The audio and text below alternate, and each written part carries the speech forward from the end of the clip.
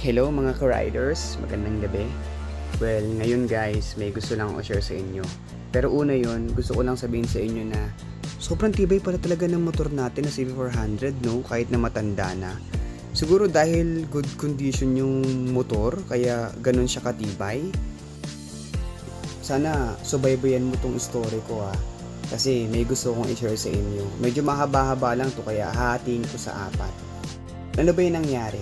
Didetalyihin ko para naman makatulong din sa inyo kasi baka mangyari sa inyo to guys. Kasi nakakakaba nung nangyari sa akin Well, ito kasi yung kwento. January pa lang kasi guys, alam ko na napupunta kami ng asawa ko sa Tagaytay para umattend ng kasal.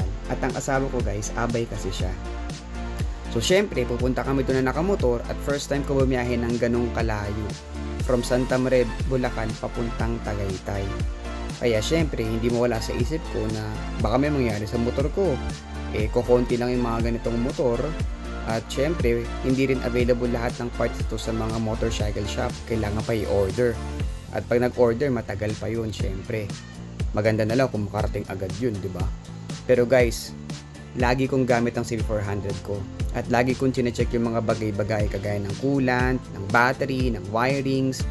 And take note yung biyahe ko malayo din kasi nakatira kami sa Santa Maria, Bulacan at bumabiyahe kami palagi papuntang Manila, papuntang QC, minsan papuntang Makati.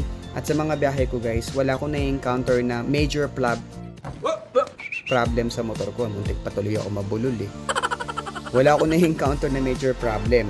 Alam nyo ba, nagpabili pa nga ako ng extra battery sa asawa ko kasi inisip ko baka malobat yung CB400 ko o baka luma na yung battery ko at biglang malobat. Huwag kayo iiyak! Alam nyo yun, yung mga ganun pagkakataon, iniisip natin yun, iniiwasan natin mangyari, di ba? Kaya may baon ng extra battery. May baon din akong coolant na 2. Kasi nga sabi nila, kapag malayo daw yung biyahe at may itang panahon, pwede daw magbawas yung coolant. So just to make sure, may pandagdag ako, di ba? Ang galing! Ang galing!